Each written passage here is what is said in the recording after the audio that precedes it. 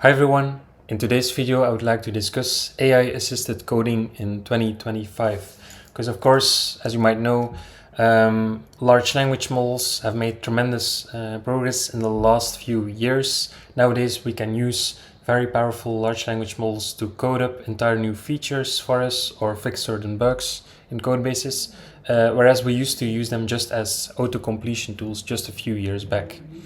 For those who don't know me, I'm Niels. I studied business engineering at KU Leuven, and nowadays I spend my time between two companies. I work 4 days a week at ML6, which is a Belgian AI consulting company, where I work on generative AI use cases for large companies in Belgium, the Netherlands, Germany, and abroad. And I also spend some time doing open source at Hugging Face. For today's agenda, I would like to discuss what are all the available tools out there to code with an AI, basically, because there are so many out there. So I try to make some clear distinctions between them. Then we'll discuss some personal tips and tricks on how to get the best out of AI models for coding, and also some tips and tricks that I learned from others.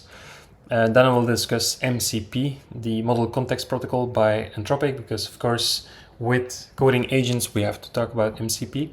And then I will make the distinction clear between AI-assisted coding and vibe coding. And finally, I'll also give some concrete examples of how ML6 is leveraging those AI coding agents to help us code much faster and be much more efficient. But let's start off by discussing the available tools out there. So actually, there are so many tools that have been released over the past few years and months that can help you coding up something using an AI. Some examples here are GitHub Copilot, Cursor, Windsurf, and so on. Lately, Google also released their new coding agent that runs in the background for you called Jules. And so I tried to make a distinction here, to make it more clear for you. So basically, there are the IDE-based tools, then there are the terminal-based tools, and I would say the third category are the cloud-based tools. So by IDE-based, I mean that you use the AI model or the AI agent within your development environment, the IDE. So one very popular IDE is VS Code, which I also used to use for a long time, but recently I've changed that to using Cursor, which is a fork or adaptation of VS Code. GitHub Copilot is also an example of that because that lives inside VS Code, Visual Studio Code, developed by and open sourced by Microsoft. Then there are some alternatives like Klein, which also works with open source AI models. There's also Windsurf, which is also a fork of Visual Studio Code, and it has recently been bought by OpenAI for $3 billion. And then there's also Zed, which was a tool that I discovered recently, which is similar to Cursor and VS Code, except that it's written entirely in Rust. So it must be also super fast. So those are for the IDE-based tools. If you prefer coding in an IDE, then it might be worth looking at those tools. Some other people prefer using the terminal-based tools. So these directly work in a terminal, so this is a bit more low level. Some examples here include Aider. This is also a tool I will mention later on in my slides. And then there's Claude Code, which is a terminal-based tool developed by Anthropic, the creators of Claude. And OpenAI also recently released the OpenAI Codex CLI, which is also a command line interface or CLI tool that you can use to code up features or fix bugs using an AI model.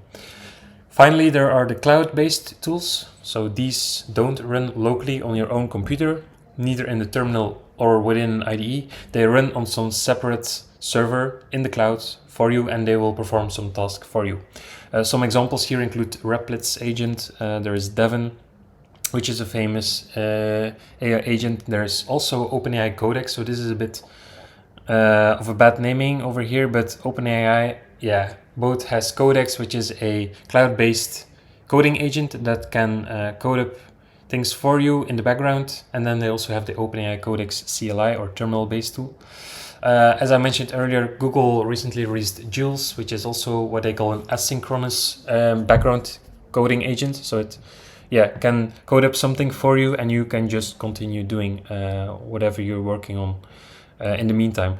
And Cursor actually recently also released their background agent, which is similar. So it also runs in the cloud in some isolated, safe environment. So yeah, this is just a distinction between the available tools out there, and I'm sure there are many others. So yeah, to make it a bit more visual, so GitHub Copilot lives inside Visual Studio Code. So this is an example of an IDE-based AI coding tool.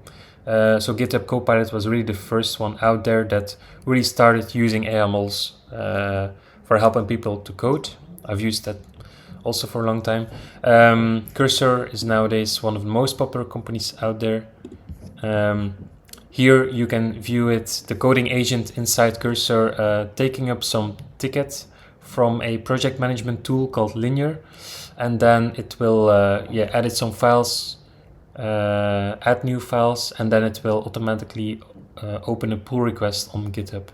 And this one is actually pretty funny, because as you can see, the pull request is about replacing an OpenAI model by a Claude model. And yeah, this pull request has been written by a Claude model.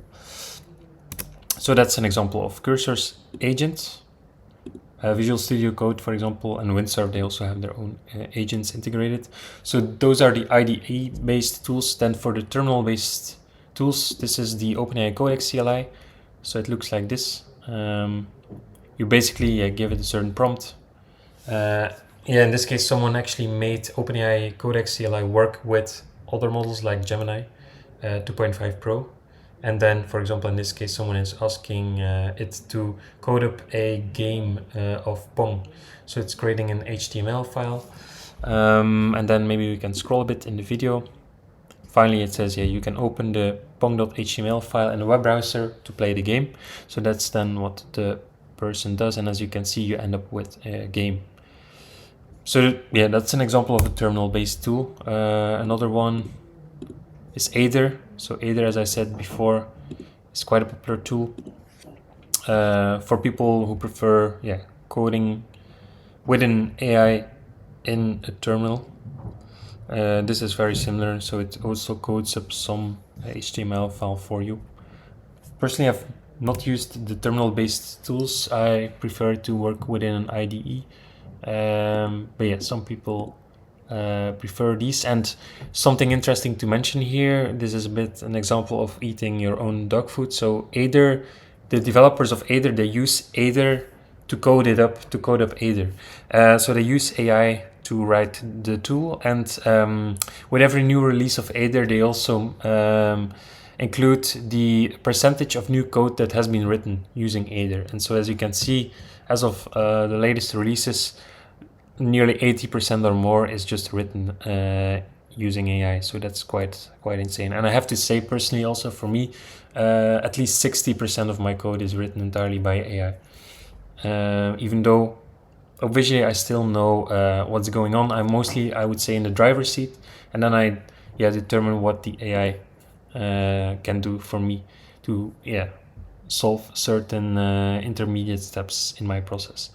And then there's a third category, which are the cloud-based tools. So these don't run on your own local computer; they run in some separate cloud environment. So OpenAI Codex is an example of that. So you can just give it a certain task, and then it will try to solve that task for you in the background. So here, this is an example, and then you can actually also see what it's doing. And then after some minutes, you can come back and then hopefully get your issue resolved. Then another cloud, well, these are some other examples. I would say they're also cloud-based. In this case, this is also getting very popular computer use agents. So these are AI agents that control a computer screen. So they will browse the web. They will, for example, open up Google Maps as shown here. In this case, someone is asking about the distance between two different cities. So the agent is opening up a web browser, searching Google Maps, then entering the two city names, and finally getting the distance from that. And this is actually run within some server in the cloud. This is using E2B behind the scenes. So E2B is a company. They're also open source that provide like sandbox environments for executing AI generated code. So if you have an AI, that needs to code up something, you typically don't want to run that code locally because it might like accidentally delete some files or folders, or it might introduce security issues. And so E2B provides this a separate sandbox environment where you can then run or execute the AI generated code in a safe way. And so E2B recently also launched their desktop framework, and this is like a virtual desktop. So this is to ensure that the AI agent is executing everything inside a virtual desktop environment. So this seems to be a Linux computer and not on your own laptop. And this is what's being used here. This is actually the Open Computer Agent project by Small Agents. So Small Agents is a framework, agentic framework developed by Hugging Face. And so they recently released the Open Computer Agent space. So you can also find that when you're searching for Hugging Face. Hugging Face is Open Computer Agent. And then, so everything is open source. So you can actually also just look over here at the code and you will see that E2B desktop is being used here to then create that virtual desktop. So I would say it's also a cloud-based tool because of course you might have computer use agents that run locally. And then of course some people just prefer the most known websites like ChatGPT by OpenAI. Also, for example, has an advanced data analysis feature.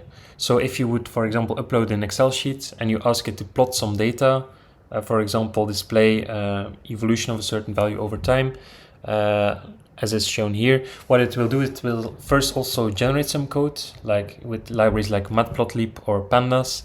Then that code is being executed on OpenAI's environment. So again, they might use something like E2B or another sandbox environment like a virtual machine to execute that code in a safe way, and then they can display the result of that code that was executed. So this is also a cloud-based tool, of course. Other examples are Claude.ai, which I also use a lot for general questions on coding, because the Claude models by Anthropic are known to be among the best for helping you with coding. They really focus nowadays also on coding, and they also come with this artifacts feature. So Claude Artifacts allows you to, when you ask a certain question to Claude and it involves HTML or JavaScript files, then Anthropic will automatically render it for you using this Claude Artifacts feature, which is pretty nice. For example, here someone is asking it to code up a first version of an investment calculator.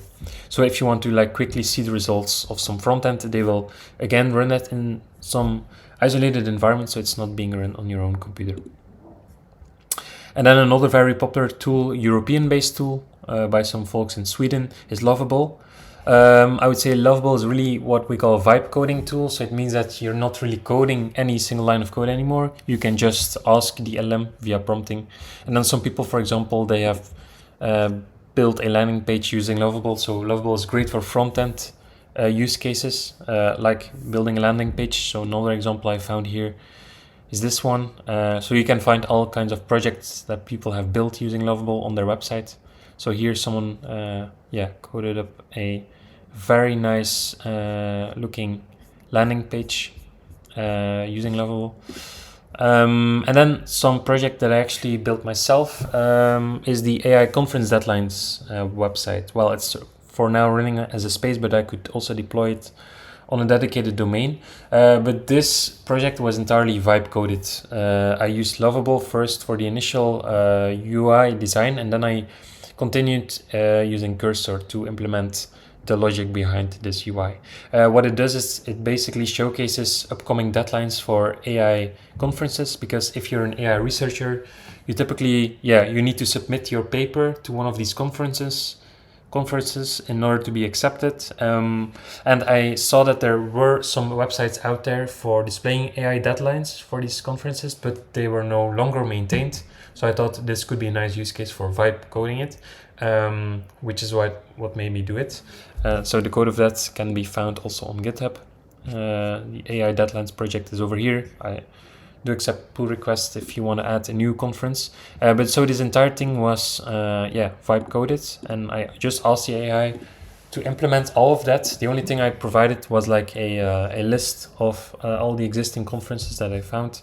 It also added these toggles, like you can show past conferences, you can filter on a certain field within AI, like if you only want to see computer vision conferences or upcoming computer vision conferences. You can filter even by country. I don't think there are any upcoming in Belgium, but if you apparently also know past conferences in Belgium. But yeah, it allows you to like easily see all the upcoming deadlines. And then there's also the calendar view where, and this is actually pretty impressive, I would say, that it was able to code up something like that. I had to debug this quite a few times in Cursor, but eventually, yeah, it made me also have this calendar view, which is pretty nice, which then also visually showcases when the conferences are taking place and so on, and even with a monthly or a yearly view. So yeah, it just showcases the power of these tools. And so yeah, these were just I would say the most popular ones. I'm pretty sure there will be new ones popping up or others that I haven't mentioned, just to make the distinction clear between IDE-based, terminal-based, cloud-based. Next, move on to tips and tricks. So here, these are just some things that I learned when using tools like Cursor and how to get the best out of AI tools for coding. So I also heavily used the blog post over here by Simon Willison. Simon writes a lot of very nice blogs on what's happening in the world of AI, and he has a very nice one too on how he uses LLMs to help him write code. So I definitely used some of the tips he gives as well in my slides. So I heavily recommend to check it out. So here are some tips and tricks. I will just go over them one by one. So the first one is that context is super important for these models. Like large language models are very powerful if you give them the right context. So oftentimes the reason why LLMs fail at their task is mostly because they fail to get the correct context in place. But once they have that, they are pretty powerful. And so in tools like Cursor, I think also in VS Code with GitHub Copilot, you can provide the context within your chat using the add operator. So by using the add operator, you can mention files, folders, you can also mention documentation. What is also pretty cool is if you add a hyperlink within your Cursor chat, then what Cursor is going to do is it's going to automatically fetch the content from that website and then turn it into Markdown and provide that as additional context to the LLM, which is pretty nice. So yeah, I try to provide as much context as possible. Ideally, the same context as I would use if I would have to solve the same bug or add the same feature. So as Simon also says in his blog post, context is king. So you really need to make sure that you provide as much context as possible. Cursor, for example, also has these rules. So Cursor rules, which basically are sort of system prompts that indicate what the project that it's currently working on is about, because in that case it has better context on what the project is used for, and so on. You can set these for all of your projects or for each project individually. This is actually something I haven't tried myself yet, but I can imagine you get better performance if you provide these rules. I think Cursor can actually also write the rules automatically for you, because in that case the model gets more context. Some people, like for example Simon, also says in his blog that he actually does not like tools like Cursor or Windsurf because they are kind of a black box. You don't really see the context that's going on behind the scenes. However, there is a nice blog post where someone provided the system prompt. So he was actually like listening to the requests that Cursor is making to the APIs, and then he could like automatically extract the entire prompt that Cursor is providing to the cloud model from it. And there are some interesting lessons to be learned here. And then you also get a better view of how Cursor is actually providing the context to the LLM.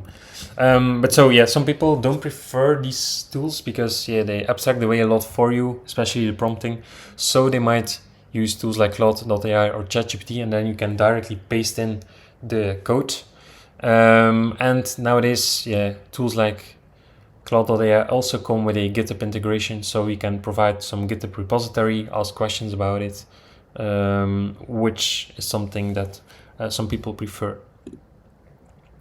Another big learning that I myself had is starting new chats. So oftentimes it's much better to just wipe the conversation history and start a new chat to ask for a new feature that the model needs to implement, because otherwise it might get confused. This is also something I learned from Andrei Karpathy's video on how he uses LLMs in his day-to-day life, because he says all of these models, they have some kind of context window, which is the amount of tokens they can get as an input. But every time you add new stuff to your conversation, more and more of these tokens get appended. It's like a one-dimensional sequence of tokens, and oftentimes it might make sense to just wipe that entire sequence of tokens and start over. And I've seen myself as well that the model oftentimes gets way less confused if you just start over with a new chat and then ask for an entirely new feature that has nothing to do with the previous conversation. So especially if you're trying to fix a certain bug using an AI model, I would recommend starting a new chat instead of doing everything within the same conversation. Then another tip I learned is that you need to take training cutoffs into account, because as you might know, all of these models, they first have like a pre-training phase and then a post-training phase.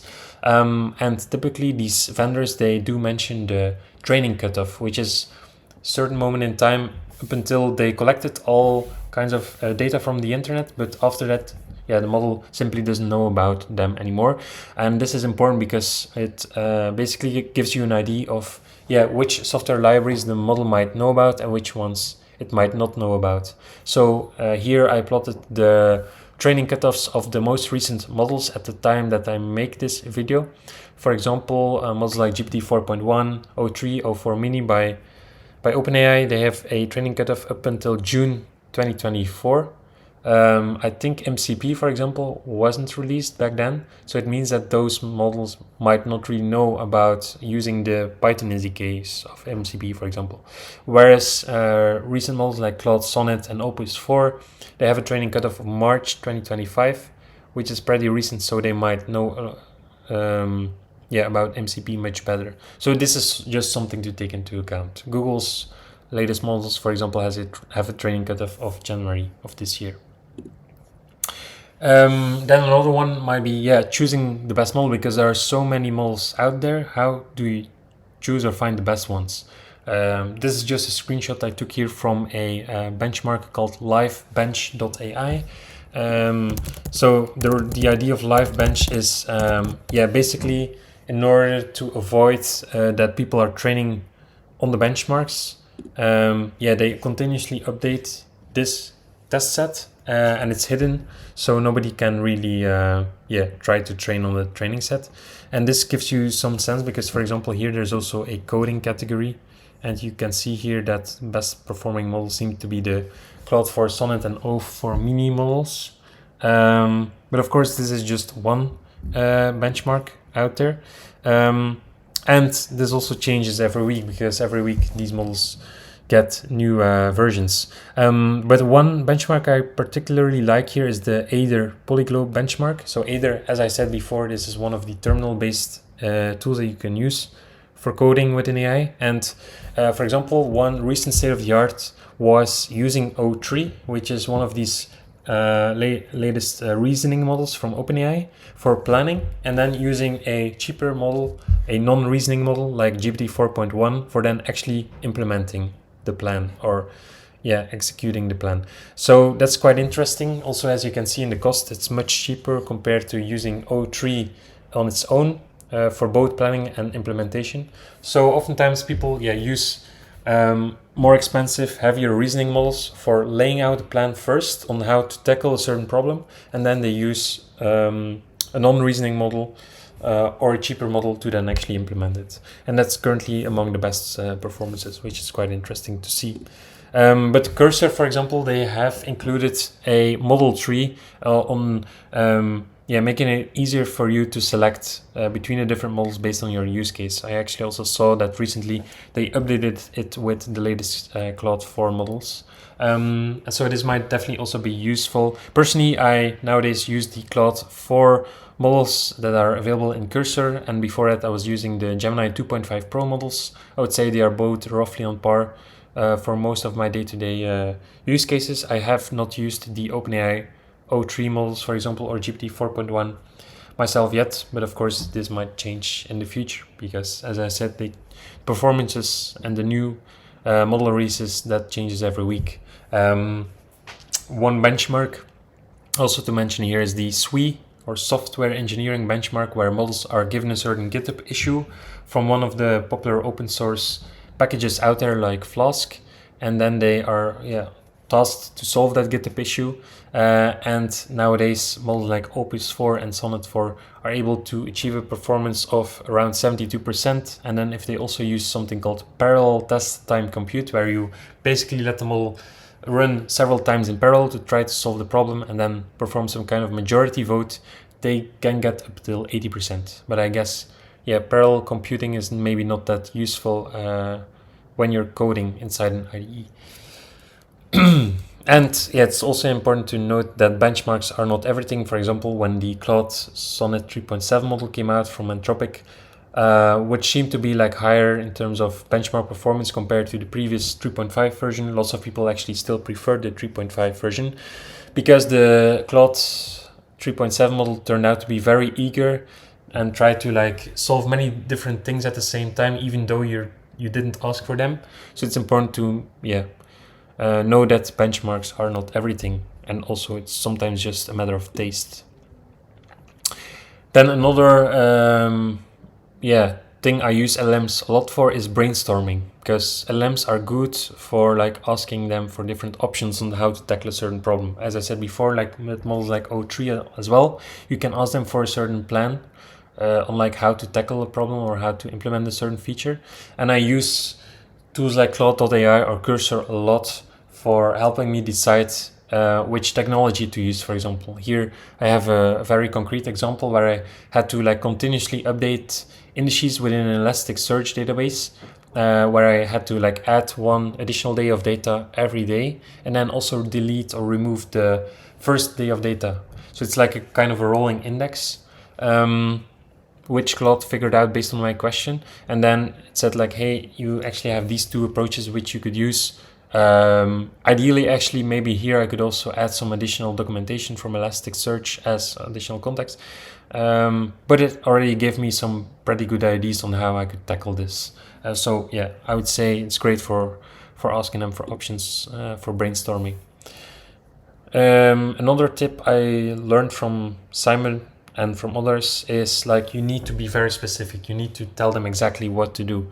So as I said before, like the more context you give them, the better, but also you need to be very specific in what you want from the model, because if you're too vague, it might edit files that you haven't really asked for. So you need to be as specific as possible. For example, in this case, I was using the Hugging Face API, and I wanted the model to tweak a certain function, in this case the get most upvoted paper function. And so here, previously I was using a Hugging Face dataset, but I asked it, please can you use the Hugging Face REST API endpoint for it? So I also made it very clear that it could use a GET request in that specific format. And the more specific you are, the better also the performance will be. So it's not just about providing the right context, but also providing the specific requirements, and then the model will do a better job. Another thing I heavily recommend is chatting with your codebase, or maybe with some other people's codebase, to quickly get up to speed with a new codebase. Because a lot of these tools like Cursor, but also Visual Studio Code, they will index your codebase. So what they will do is they will basically chunk up your whole codebase into smaller pieces called chunks, and then they will embed those using some code embedding model, and then that's used to basically do RAG, or retrieval augmented generation, where you can chat with your code base. So in that case, based on your question, they will first retrieve the most relevant pieces of code from that code base, provide that to the LLM as additional context, and then the model can generate something in natural language for you. So yeah, something other people have also recommended is like fork and chat. So whenever you encounter some GitHub repository, for example, and you don't really understand what's going on behind the scenes, you can just fork it, which means like creating a copy just for you, then clone it locally on your own laptop, open it up in Cursor or Visual Studio Code, and start chatting with it. And yeah, this is really a very nice feature, because other than that, it could take you like a few hours just to get familiar with a certain code base. So an example I give here is when I wanted to better understand the browser use open source repository. So yeah, browser use is a open source repository. So the code is available on GitHub, and it allows AI models to control the browser. So very similar to the computer agent that I showed earlier.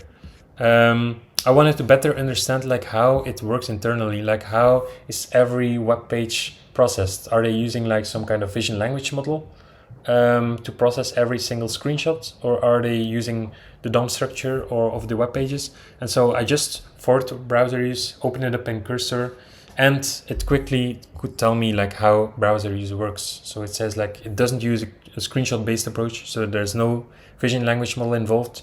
Rather, it uses the DOM structure of web pages, and then it explains to me why that might work better than the screenshot based approach. So this is just one example, which just super nice for me to quickly get up to speed. So especially also if you're working in a company and you're like onboarded on a new project with an entirely existing code base, it could be very useful if you're just chatting with it. For example, also to see how communication is happening between the front end and the back end and so on. All right, and then let's move on to MCP, the Model Context Protocol. So as you might know, like all of these LLMs, they can become more powerful if you provide them with certain tools. Like you can provide them with tools to open up pull requests on GitHub, or read issues from GitHub, or read content from Google Drive, and so on.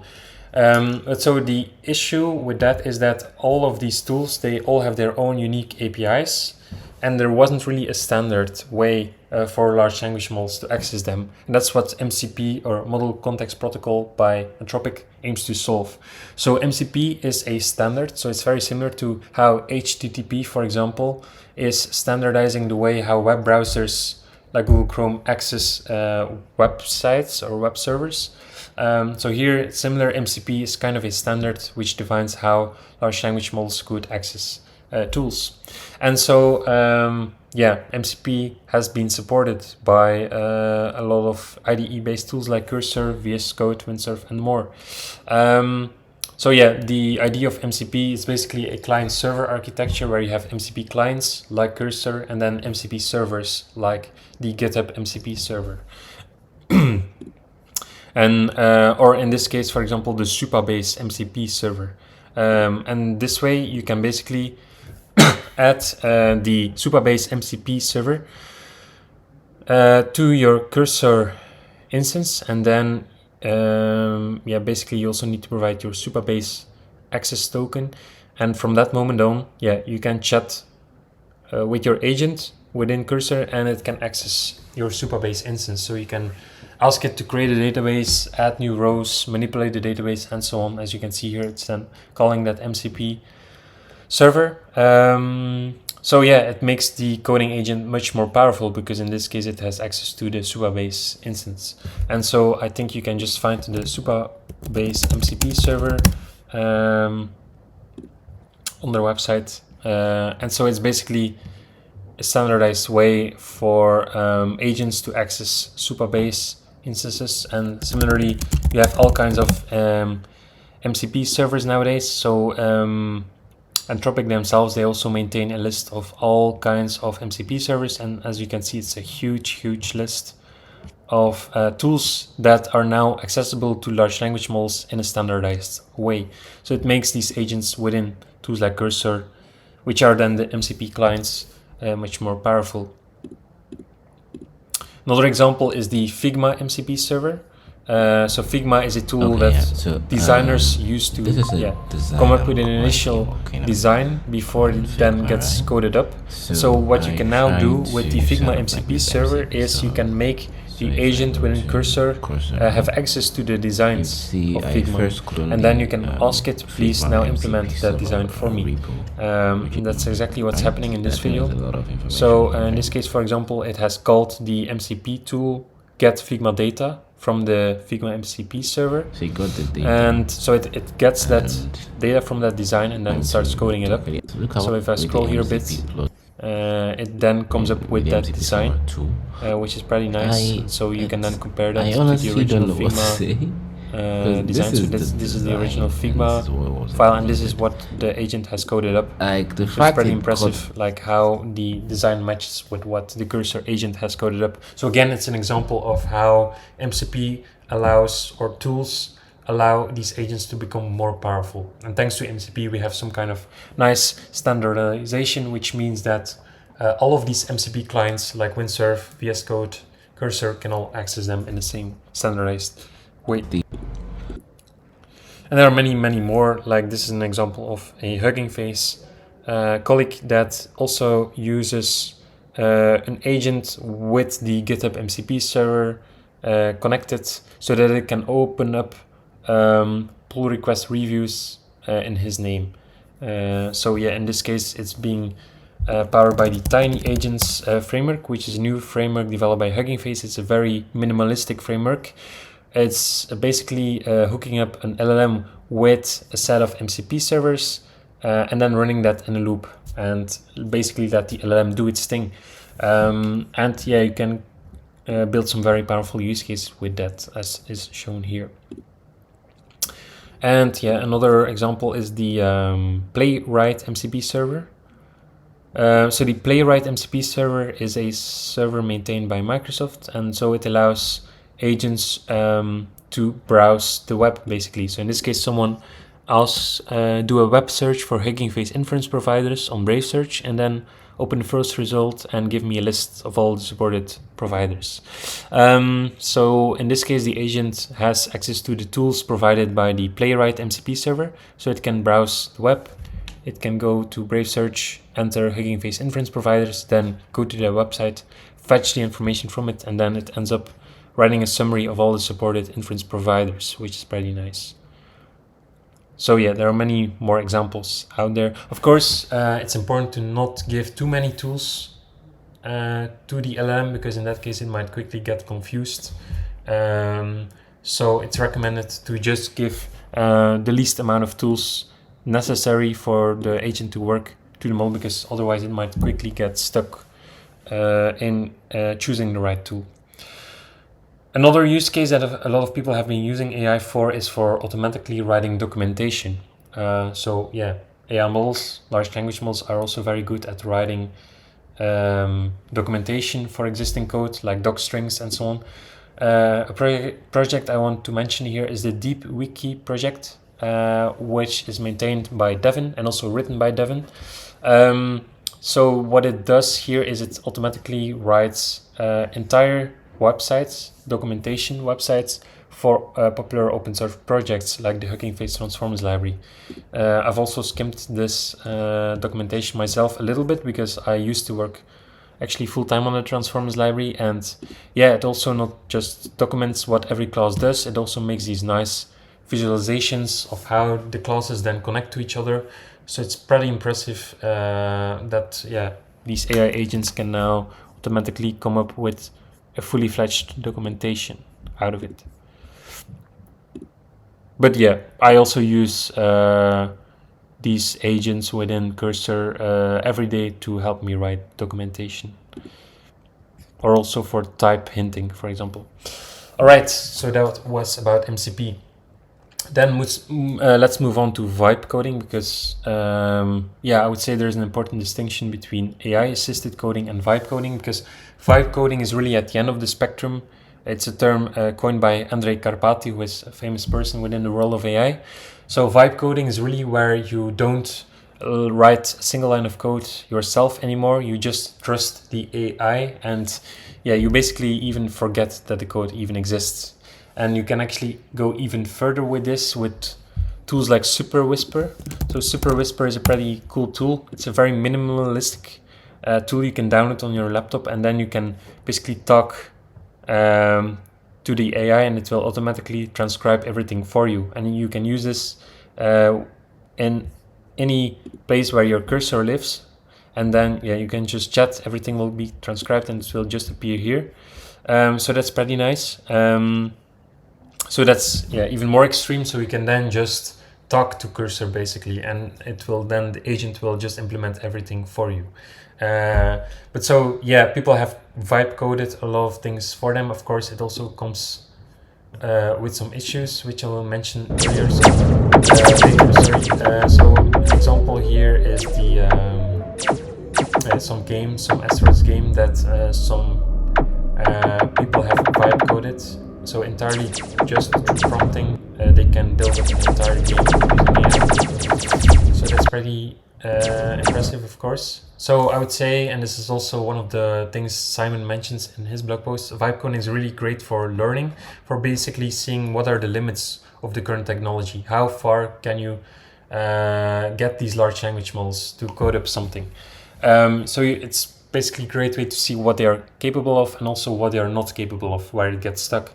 And Karpathy also says vibe coding is great for weekend throwaway projects to just quickly see the power of the technology. But of course, it also comes with some disadvantages. For example, with vibe coding, you might not really have an understanding anymore of the code yourself, which is of course really terrible for maintaining it later on. And also it might introduce security issues. I've seen people, for example, launch their vibe coded app, and then it got hacked in a few days soon after the launch. Those are examples of the downsides, of course, of vibe coding. And so this is also why I think it's different from AI assisted coding, because AI assisted coding lives somewhere in between manually writing every single line of code, which we used to do, I would say 2 years ago. But nowadays, with these super powerful coding agents, I would say, you have to really think about and look at AI-assisted coding, because otherwise, I think, your competitors might just get ahead of you, because they will just be much, much faster than you, I think, if you are still writing every single line of code manually. And it's important, to know that vibe coding is really at the very end of the spectrum, where you really trust the AI, let it do its thing entirely on its own. But as I said before, I would say roughly 60% of my code is written by AI, but I'm still in the driver's seat. I still know what's going on. I still understand the code that the model is writing. I still have a clear overview. But it just helps me get things done so much quicker. And I will give some concrete examples in the next few slides, because the final section here is about how AI-assisted coding helps us at ML6, in just being much more productive. So I just tried to collect some very concrete examples to make it clear. Here, for example, for one client, we were building some kind of voice agent use case, and we wanted to quickly check different text-to-speech engines. And so I just asked Cursor, can you please code up a Gradio app? So Gradio is actually a tool acquired by Hugging Face, which allows you to build these kind of interfaces. And so in just a matter of a couple of seconds, based of course also on some context that I give it, I give it some documentation on the SDKs of 3 different text-to-speech engines that we wanted to compare. In this case, the Azure text-to-speech, Eleven Labs text-to-speech, and OpenAI text-to-speech engines. It allowed me to quickly enter certain text, hit submit, and then listen to the results from these 3 different text-to-speech engines. So it was super nice, because I could quickly showcase this to my colleagues and also to the client eventually. Yeah, and this way we could like super quickly compare the different text-to-speech engines. So this is just one example. Like imagine me having to write something like that myself, it would probably take me much longer. Another example, this was for a RAG-based use case. So RAG, or Retrieval Augmented Generation, is one of the most popular use cases with AI models, which allows you to chat with your data. And here, like our retrieval pipeline consists of hybrid search followed by a re-ranker, and we are using the Google re-ranker so far. But I wanted to quickly compare it to the Cohere re-ranker, because Cohere is known for having a very good re-rank API.